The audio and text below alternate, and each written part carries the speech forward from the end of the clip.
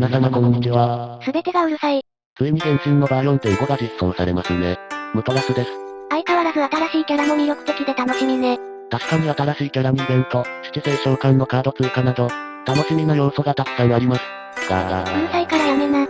新代理団長推しの私にとって見逃せないものが実装されます。それが収録祈願です。今回はこの収録祈願とは何なのか、そしてこの祈願によって新団長貫突までの費用が大幅に変わるのですが、具体的にどのくらい変わるのかを見ていきます。ならまずはその収録祈願っていうものについて説明してもらいましょう。突然言われてもわからない視聴者さんも多いでしょうし。ということで収録祈願について紹介しましょう。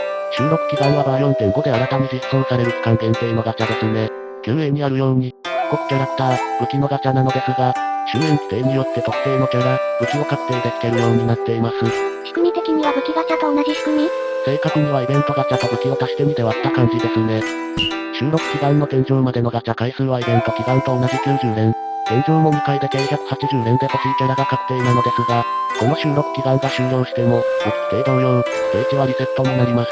まあ2回天井で済むから武器より温情かしら。また原神のガチャは基本的に天井のガチャ回数に近づくと星5が引ける確率が上がるのですが、それは同じでしょうね。そのため、以前投稿したガチャ締めの結果がそのまま使えるものかと思います。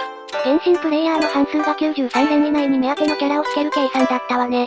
期待値という概念が面倒なものであることは前回話しましたかね。今回もそのあたりについて後ほど深掘りしていきます。そして今回ピックアップされるキャラと武器についてですね。キャラは6体、武器は11種類。すり抜けがひどそう。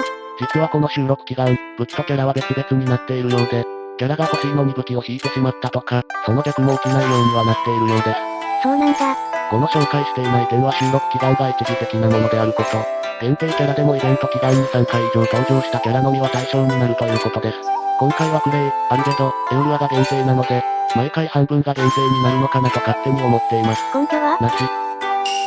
ではここからは、ガチャのシミュレーションから、お目当てのキャラを収録祈願で貫突するには何連あると良いか、それについて調査していきましょう。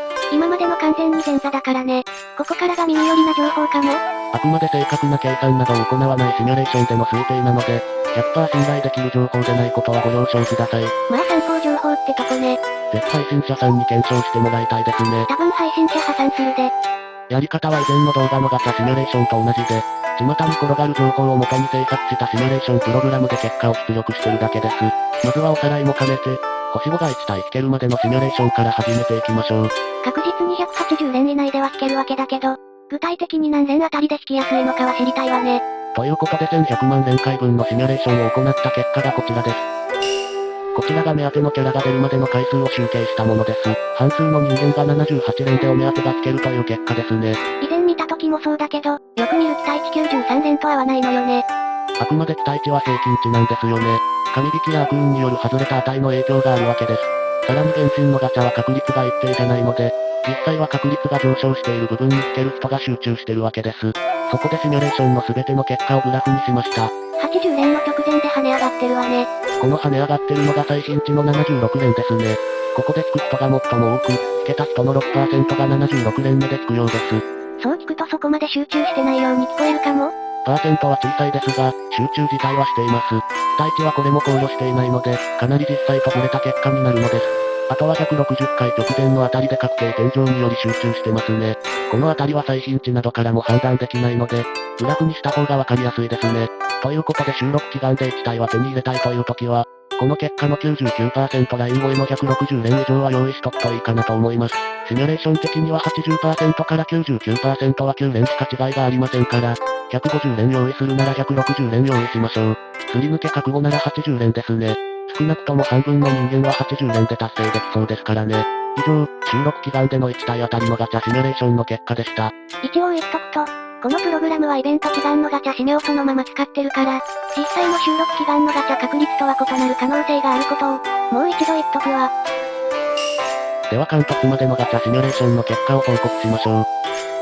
ということで貫突、つまり7体のガチャシミュレーションの結果です。収録祈願の仕組みは基本的にイベント祈願と同じだから覚悟していたけど、600連を余裕で超えちゃうわね。当たり前ですが出力結果はイベント祈願と変わりませんね。一応グラフも表示しておきましょう。なんというか、綺麗なお山ができてるわね。先ほどと違い、期待値を中心とした山を作るようになっています。ここで先ほどの表に戻るとわかりますが、期待値、最新値、50% ラインが全部近くなっているんですよね。期待値と50% のところが特に近いわね。いわゆる中央値というものが50% のところに当たるのですが、グラフからもわかる通り、期待値と中央値が近い場合は、期待値に近づくほど引ける人が増えるということになります。また理論上の最大値は1260連ですが、大半の人間は1000連行く前には貫突できるということもわかります。月賞1個 1.5 円とすると、およそ19万円用意できれば9割の人が0から神団長を貫突できるわけです。やっぱバカ高くない？実際高いとは思います。ただ工場キャラはピックアップが行われないことを考えると、貫突する意思があるなら回しといた方がいいです。以前の投稿で私は通常ガチャとイベントガチャのすり抜け、どちらが神団長を狙いやすいかシミュレーションし、結果通常祈願の方が引きやすいという事実に達しました。そこで今回また再度検証を行ったところ、未所持から貫突までの通常祈願シミュレーションは次のようになりました。ちょっと気になったので 99.9% まで出してます。22,000連。90% ラインは約1万2000連ですね。800連の15倍ですので、通常祈願の必要コストも15倍。300万弱になります。もちろんこれは他の工場キャラにも言えることです。収録祈願は実質的にイベント祈願と同じものだとすれば、一気に現実的なコストに引き下げてくれるのです。現実的ではないわよ。ともあれ収録祈願は、今まで難しかった工場キャラの貫突の難易度を下げてくれます。視聴者の皆様、神団長を行きましょう。今回これで終わりです。